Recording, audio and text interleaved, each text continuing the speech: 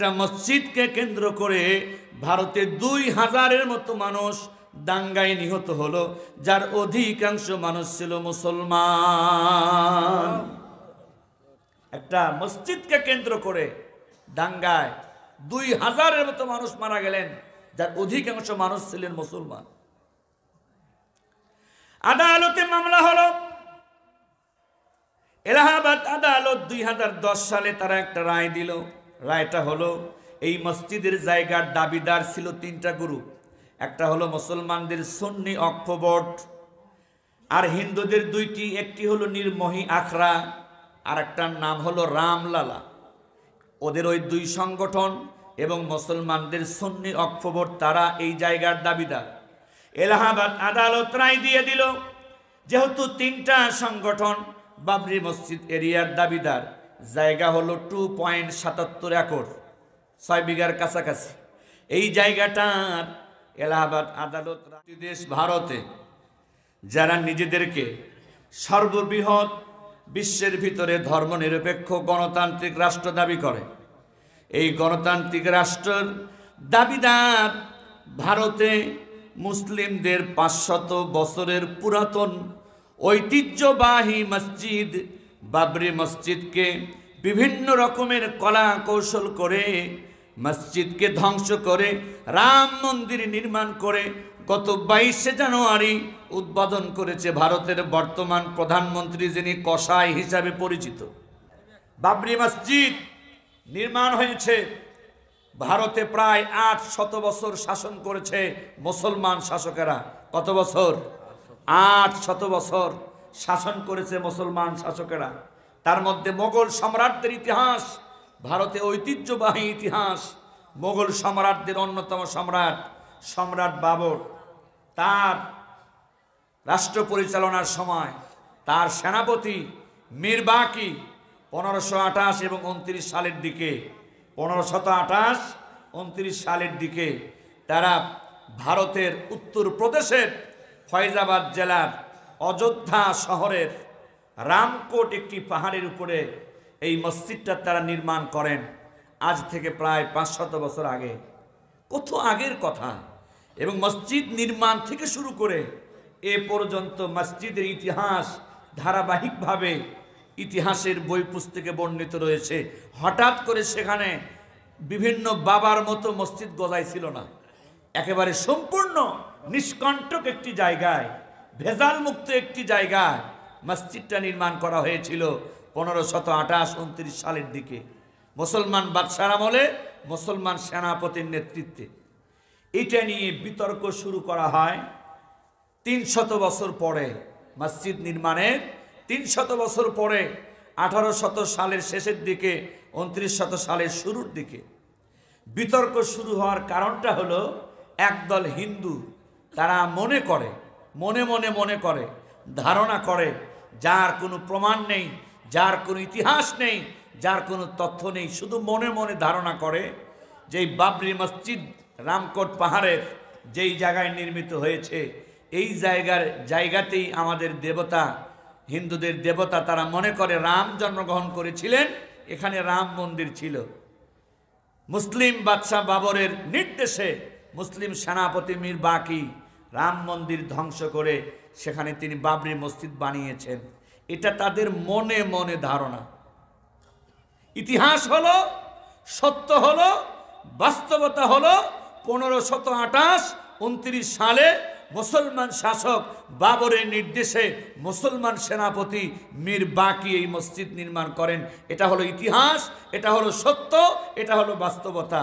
আর মনে এই যে এখন মনে একটা কথা আমাদের দেশে শুরু হয়েছে না, মনে মহিলা, মনে পুরুষ, মনে ওরা ওই মনে চিন্তা করেছে এই জায়গায় ছিল রামের মন্দির, এটা ধ্বংস করে মুসলমানেরা মসজিদ বানাইছে।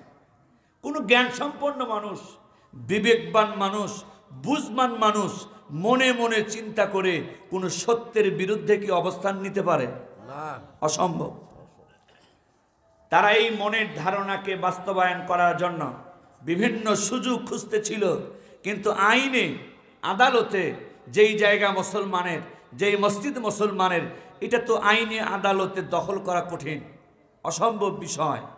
তখন তারা চক্রান্ত করে হিন্দুদের রথযাত্রা হয় বছরে একবার করে, সম্ভবত প্রায় 600 কিলোমিটার এলাকা তারা এরকম সব জেলা থেকে হিন্দুরা ডেট ঠিক করলো 1992 ইংরেজি সালের 6 ডিসেম্বর যে আমরা রথযাত্রা করব, পদযাত্রা করব ওই বাবরি মসজিদ পর্যন্ত। আমাদের দাবি ওখানে আমাদের রামের মন্দির ছিল। এই পদযাত্রার নামে শান্তির কথা বলে তারা বের হয়ে 1992 ইংরেজি সালের 6 ডিসেম্বর প্রকাশ্য দিবালোকে আল্লাহর ঘর ঐতিহ্যবাহী বাবরি মসজিদকে হাতুড়ি দিয়ে, কুড়াল দিয়ে, দা দিয়ে, বল্লম দিয়ে কয়েক ঘন্টা ব্যাপী তাণ্ডব চালিয়ে তারা জমিনের সাথে মিশে তারা ধ্বংস করে দেয়। তারা মনে করে এটা তাদের সফলতা। তো কুকুরও তো ঘেউ ঘেউ করে আর মানুষকে কামড় দেয়, কুকুরও তো মনে করতে পারে এটা তার সফলতা। কথা বলুন ঠিক কিনা? মুসলমান ভাইরে, আমার ইতিহাস মনে রাখা দরকার। 1992 ইংরেজি সালে 6 ডিসেম্বর যখন বাবরি মসজিদকে তারা ধ্বংস করে দিল, সারা বিশ্বের মুসলমানের কলিজায় আঘাত লাগায় দিল, আগুন জ্বালায় দিল। আমাদের এই প্রিয় মাতৃভূমি বাংলাদেশেও মিছিল হয়েছে, সমাবেশ হয়েছে। শাইখুল হাদিস মরহম আল্লামা আজিজুল হক রহমতুল্লাহি আলাই, আল্লামা মামুনুল হক সাহেবের বাবা, ওনার নেতৃত্বে বাবরি মসজিদ ধ্বংস করার কারণে মিছিল মিটিং হয়েছে বাংলার জমিনে।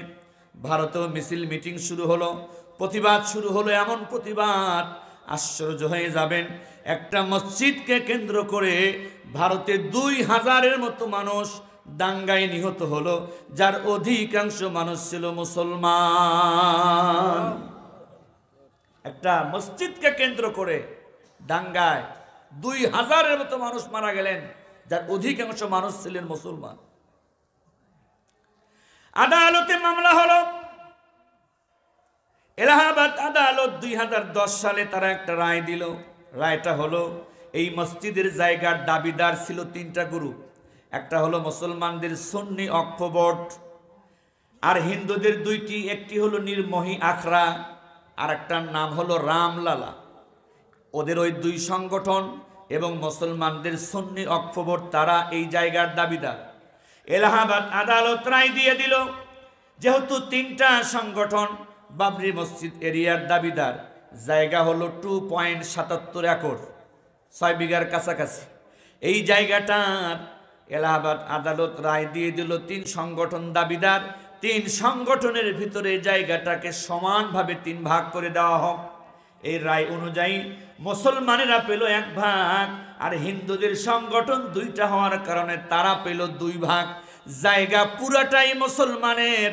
আর আদালত এমন কি গাঁজাখুরি রায় দিল, যেই জায়গার মালিকানা মুসলমানের, যেই জায়গার ইতিহাস মুসলমানের, যেই জায়গার বাস্তবতা মুসলমানের, যেই জায়গার সত্যতা মুসলমানের, এই জায়গাটা ভাগ করা হলো। হিন্দুদেরকে 2 ভাগ, মুসলমানদেরকে 1 ভাগ। কোনো মুসলমান আল্লাহর ঘর কোনো অমুসলমানের জন্য বরাদ্দ দিতে পারে না। এটা নিয়ে আবারও মামলা হলো। হিন্দুরা মামলা করলো আমরা পুরোটাই চাই, আর মুসলমান মামলা করলো একবার যেই জায়গা আল্লাহর ঘরের জন্য ওয়াকফ হয়ে গেছে, বরাদ্দ হয়ে গেছে, আল্লাহর ঘর নির্মাণ হয়ে গেছে, ওই জায়গা আর কাউকে ভাড়াও দেওয়া যায় না, বিক্রিও করা যায় না, হস্তান্তরও করা যায় না। কথা বলুন ঠিক কিনা? মামলা চলে গেল ভারতের সুপ্রিম কোর্টে। এই কথাটা বলার কিন্তু কারণ আছে। ভারতীয় সুপ্রিম কোর্টে মামলা যাওয়ার পর 10 সাল থেকে 19 সাল পর্যন্ত 9টা বছর এই মামলা চলল। মামলা চলার পর ভারতের সুপ্রিম কোর্ট 2019 সালে রায় দিল, পুরা জায়গাটাই হিন্দুদেরকে দেওয়া হলো। এই জায়গায় মসজিদ আর থাকবে না, মুসলমানদের দাবি থাকবে না, এখানে রাম মন্দির নির্মাণ হবে। আর সান্ত্বনা হিসেবে মুসলমানদের জন্য এই অযোধ্যা শহরের আরেকটি জায়গায় 5 একর জায়গা দেওয়া হবে, ওখানে মুসলমানেরা নতুন একটা মসজিদ নির্মাণ করবে।